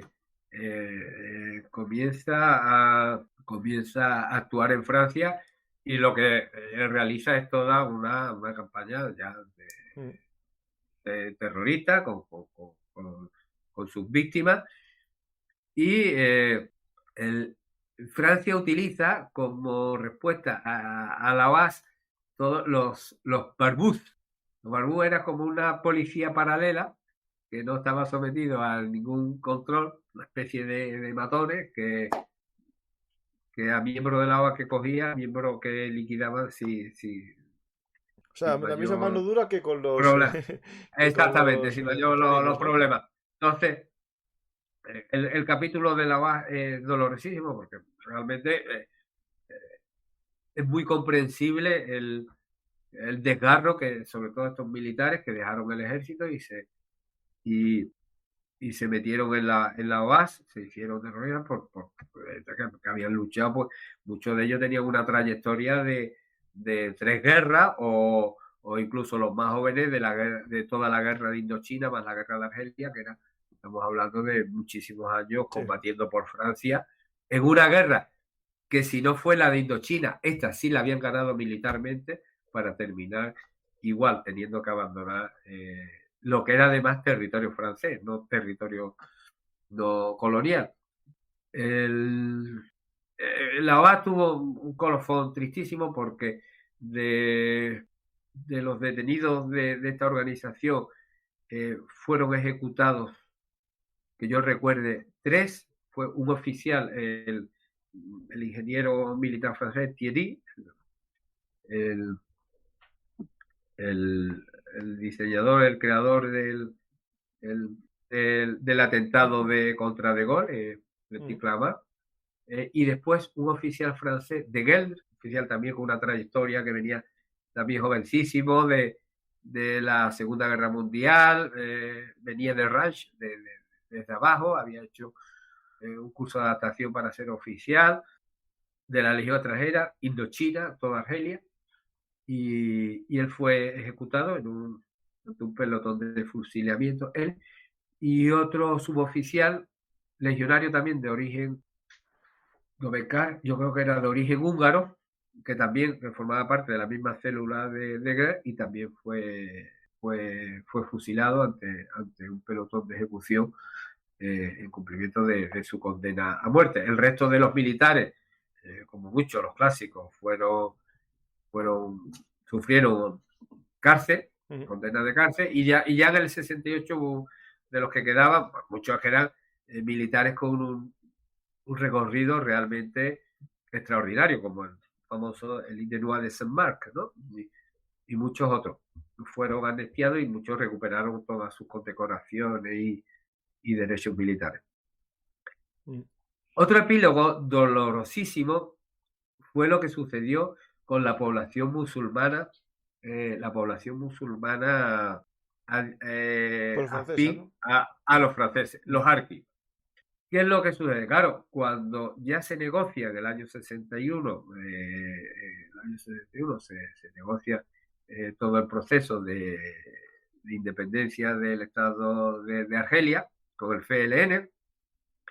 Al año siguiente, en marzo de 1962, el 19 de marzo, se proclama oficialmente el cese al fuego de las hostilidades, de la guerra entre los bandos, para posteriormente establecer un referéndum sobre la independencia de Argelia, que tiene lugar efectivamente, yo creo que el 2 de julio de 1972. En estos acuerdos se dice que en estos acuerdos se indica que la población musulmana afín a Francia se tiene que respetar, o sea, no dejan de ser ciudadanos ya, serían nuevos ciudadanos argelinos, y por lo tanto con todos sus derechos, y independientemente de que hubiesen sido más pro-franceses que pro-FLN, pero sus vidas y haciendas se tendrían que respetar, cosa que no cumplieron los argelinos. Pero claro, ellos, sabiendo cómo se la gastaban sus ya compatriotas, lo que querían era emigrar a Francia. Pero Francia les dijo que no, porque tenía temor de que esta población sirviera de base y apoyo a la OAS. Bueno, claro, sí. Claro. Y entonces, como tomaron la decisión política terrible, porque sabía que lo condenaban a muerte. Estamos hablando de...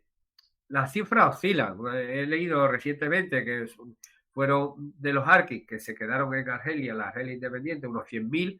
Otros hablan de 250.000 masacrados después de tortura y de pero todo, o sea, familias completas. Solamente porque desobedecieron las instrucciones, unos 15 o 20.000 harkis pudieron llegar a Francia, a Rivesaltes, a un campo de concentración, porque sus mandos militares se negaron a cumplir las órdenes que les llegaban desde París y consiguieron embarcarlos para Francia, y fueron los harkis que se salvaron, pero el resto que permaneció, porque claro, una vez que se declaró la independencia el 2 de julio, el 5 de julio ya se originó la matanza en la ciudad de Orán, una matanza terrible indiscriminada de europeos y de musulmanes afines a Francia, que fue lo determinante para que toda la población europea comprendiera que se tenían que ir. Bueno, muchos ya habían partido hacia territorio continental, otros no sabían qué hacer, pero ya justo 3 días después de la declaración de independencia, la matanza de Orán. Entonces, prácticamente toda la población europea, sin excepción, partió hacia España, el grueso de los pieds noirs, y después algunos grupos, como hemos comentado al principio del programa, pues se instalaron en la costa levantina. Entre otras cosas, incluso por las condiciones de vida que ofrecía, la calidad de vida nuestro territorio, el clima muy parecido al argelino, y después por el rechazo a esa madre patria que lo había abandonado y traicionado. Y ese colofón tan terrible, tan espantoso con el asesinato de todos esos musulmanes que habían creído en Francia y habían mostrado su apoyo, pues eso dio lugar con eso nació la joven nación argelina. Eso, y después pues lo que fue el desgarro dentro del ejército con la OAS, en la que se integraron muchísimos militares que abandonaron todo para meterse en una organización clandestina a la vez que terrorista, porque se querían imponer a través de actos también Sí, sí. de atentados. Y a partir de ahí, pues bueno, pues eso nació a partir de julio de 1962, Argelia, como tal nació. Ya, pues el que quiera conocer un poco Argelia ya a partir de este momento, recomiendo que vean un programa que tengo aquí en el canal que se llama Argelia Tormenta Geopolítica, en el que hablamos un poco de la actualidad de Argelia, ¿no? Porque, bueno, tiene que ver con todo lo que pasa con el gas, lo que pasa con Rusia, con Marruecos, pues el que quiera comprender un poco la actualidad de Argelia, pues que vea este programa, Argelia Tormenta Geopolítica, gas, Marruecos y diplomacia, ¿no? Pues, Joaquín, Perdona que te interrumpa. Yo, de lo que ha venido a comentar, después Argelia fue en la década de 1990, tuvieron también una guerra civil armada contra sí, sí. todo un movimiento, ¿no? Además también de una crueldad y de El una Frente Islámico, sí. inusitada, exactamente, el Frente Islámico, Sí, que duró 10 años. O sea, yo creo que hasta que el gobierno argelino controló la situación, yo creo que los enfrentamientos, ¿no? Hasta principios de 2000, ¿no? ¿No? sí, sí, por Creo ahí más o recordar, menos, ¿no? 90 y algo, 2000, Sí, sí, sí, sí, sí, sí, sí, sí. sí, terrible, Sangrienta, además, terrible. o sea, con cortes de cabeza, sí, sí, sí, sí. Sí, sí. No, no. Bueno, simplemente como colofón decirte, bueno, que eh, eh, Argelia se declaró independiente, pero hubo unidades del ejército francés que permanecieron hasta 1967. ¿Por Mm. qué? Porque ya en el sur de Argelia, en el desierto, ya estaba realizando sus ensayos nucleares Francia, el gobierno francés. Ah, que los hacía en Argelia y siguió haciéndolos. Él lo siguió haciendo. Entonces hubo como ahí un acuerdo de una transición, de decir, se van a seguir, lo iremos desmontando poco a poco, pero toda una serie de ensayos nucleares que después se realizaron en la Polinesia francesa, que fueron en Mururoa, la isla de Mururoa, se estableció allí la base de ensayo nuclear del gobierno francés, pero en un principio estaban en el sur de Argelia, en Mm. pleno desierto argelino, para lo cual necesitaba varias, esencialmente unidades de la Legión extranjera. En un principio, el cuarto regimiento extranjero de infantería estuvo hasta el 64, hasta que lo fueron desmantelando, y después una base en Bouesfer, cerca de la base naval de Mercer-Kebir, en el que se quedaron dos unidades de la Legión extranjera, el segundo REP y de paracaidistas, el segundo regimiento extranjero de paracaidistas y el primer regimiento extranjero de caballería, que permanecieron confinados en esa base, territorio argelino, hasta el año 1967, que ya volvieron al continente europeo, a lo que no se puede decir la metrópoli, porque Argelia técnicamente no había sido colonia, a la Francia continental. Y Bueno, entonces, técnicamente o y, sí, porque tenían ciudadanía francesa los argelinos. pues yo creo que no tenían la Claro, por eso, nacionalidad por eso. francesa. Sí, sí, era un estatus ahí muy, ya te digo, muchas veces la base, el germen de todo el movimiento, en este caso en la Argelia, y lo resaltan autores franceses, es la desigualdad social y económica tan enorme entre un segmento de la población y otro. Y de hecho no es que hubiera esa desigualdad, sino que realmente la población argelino-musulmana de la década de 1950, muchísima, en un porcentaje muy elevadísimo, vivían la más absoluta miseria, pero realmente asombrosa, ¿no? De que todavía ya en ese periodo de la tras la Segunda Guerra Mundial, todavía una zona, todo lo que es la cuenca del Mediterráneo, Sí, sí. vivieran en condiciones tan tremendas, No, tan espantosas. el tema es muy complejo, ¿no? Porque yo entiendo, claro, al Pierre Noir, ¿no? El que lleva 3 generaciones viviendo Sí. ahí, considera que eso es Francia y considera que es su casa también, y el argelino. Es un tema muy Eh, complejo. yo, yo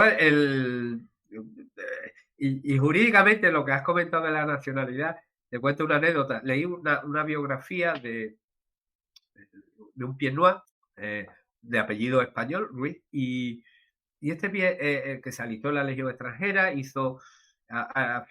participó en la Segunda Guerra Mundial a partir del 44 con la liberación de todo el norte de África, siendo jovencísimo se alistó.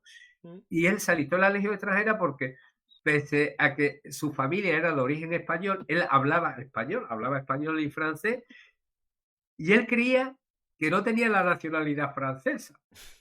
Es decir, hasta que ya, estando en la Legión extranjera para los ascensos y las promociones, dio sus datos de filiación, no sé qué, y dice, bueno, para ascender, ¿qué problema tienes? Si eres francés, yo soy francés, es decir, que su entorno, en su ciudad de Orán, con su familia, los guetos que se formaban de origen, por Claro, claro, claro. nacionalidad, Estaba con su los de gueto español malteses, y claro, los si no. españoles, y ese era su entorno, Mm. y él pues no se consideraba francés. Sí, sí, sí. Sí, es interesante. Por eso. Sí, sí, sí. Como nunca fue a pedir pasaporte para viajar. Exactamente, sí, exactamente. Esos años no. Y, Sí, sí. y era una realidad compleja. O sea, Mm. social y políticamente era Sí. muy, Pues Joaquín, muchas gracias por este viaje en la historia. Ya vete pensando otro viaje que podemos hacer o alguna guerra de la Legión Francesa, de la Legión extranjera. Porque ya hicimos de pues, Incompú, hicimos de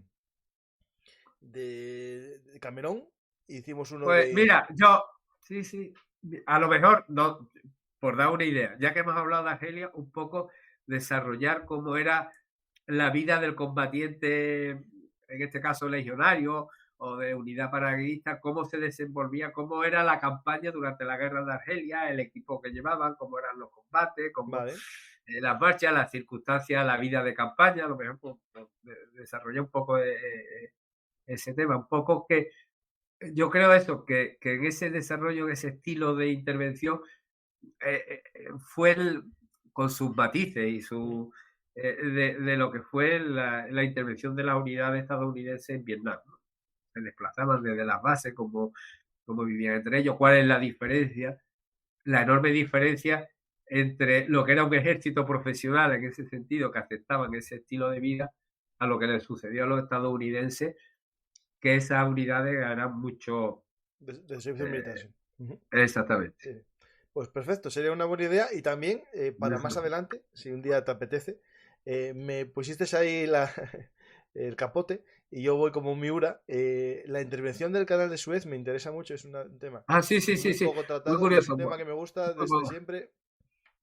Sí, sí, sí. Es muy interesante. Sobre todo, aparte de la intervención militar en sí, o sea, el esfuerzo que desplegaron tanto Gran Bretaña como Francia para intervenir y el contexto de la Guerra Fría. Cuando ahí ya la cosa, ya Francia y Gran Bretaña ya le dijo a la Unión, ya vosotros en el concierto internacional no tenéis nada que decir, porque aquí la que manda soy yo, junto con los estadounidenses. Y fueron los propios estadounidenses los que les dijo a sus aliados, tenéis que ir de ahí porque esto van en serio, es decir, no van a consentir. Si no, hubiesen llegado a El Cairo en cuestión de 2 días o una cosa Sí, así. Vamos, sí, sí. Les ayudó mucho los israelitas que ocuparon toda la península del Sinaí. ujú. Hicieron otro movimiento Pues no por sé, el otro pues flanco. ahí tenemos los dos temas. Sí, Ahora sí, sí. hablaremos de fecha y veremos ahí para Bueno, ver fecha para la siguiente cita. tú sabes que a tu disposición siempre, Francisco. Ya, no solamente a tu disposición, como siempre, agradecidísimo contigo. La verdad que me Para mí es tratas muy bien, me un tratas placer muy bien. escucharte, recomendar tus libros que leí, los que hiciste tú en la editorial Magazé y los que tienes en otras editoriales. El que Vale. quiera conocer más sobre la Legión extranjera, sobre los españoles en el Reino Unido durante la Segunda Guerra Mundial, que es tu último libro, Sí. que hicimos un Y la Guerra Civil Americana. Y la Guerra Civil Americana, en azules y grises, justo, sí. Pues el que quiera tiene en la descripción un enlace a los libros de Joaquín Mañez Postigo, y ahí que empiecen a mirar y a comprar libros, que hay que comprar libros por las editoriales y por los escritores, ¿no? Y también en el fondo por los libreros y por, en mi caso también, yo que soy afiliado, ¿no?, de Amazon, y me ayudáis con cada compra que hagáis en esa plataforma. Pues muchas gracias, Joaquín, por tu tiempo, por tus explicaciones, y este programa, al ser en diferido, podéis dejar preguntas en los comentarios y así podemos ir respondiéndolas en su momento. Cuando aparezca, yo le diré a Joaquín, Joaquín, ¿tienes preguntas? Y ya entra Joaquín a saco. Para mí un placer. Pues si quieres despedirte del público o decir algo. Pues mi agradecimiento tanto a ti por lo bien que me trata y lo agradecido que te estoy y al público que nos escucha y a la disposición de quien quiera realizar alguna pregunta o tenga alguna duda, yo encantado. Pues me voy a despedir de la gente como siempre. Espero que os haya gustado este viaje por la historia. Deis un me gusta, darle un like y comparte y deja un comentario. Si estáis en iVoox, darle al corazoncito y también si queréis compartirlo en vuestras redes sociales. Y como siempre, os espero en la siguiente historia hablada, en la que no sé dónde viajaremos, pero seguro que vamos a viajar, conocer la historia para entender el presente y también si queremos predecirlo, ¿no? Porque por desgracia el mundo es cíclico, la historia rima mucho y se repite. Pues muchas gracias a todos los que estáis viendo el programa y gracias a Joaquín y a todos los amigos que vienen a ver un artist y especialmente a los mecenas que me apoyan para seguir contando historias sin depender de que el tema sea muy mediático con muchas visualizaciones. Así podemos contar historias como esta batalla de Argel, la guerra de independencia de Argelia, la historia del OAS, del FLN, que no es tan mediático como las guerras de actualidad, pero es esencial para comprender lo que está pasando al sur de la frontera española y de Europa también, que es muy importante. Muchas gracias a todos y hasta la próxima historia hablada. Hola amigos de la historia militar, si os ha gustado este contenido por favor apoyadnos en iVoox, YouTube o Patreon. Recordad que Bellum Artis es vuestro canal de historia militar y trabajamos para daros los mejores contenidos. Muchas gracias a todos y hasta la próxima historia hablada. Y no os olvidéis de dar a me gusta y compartir.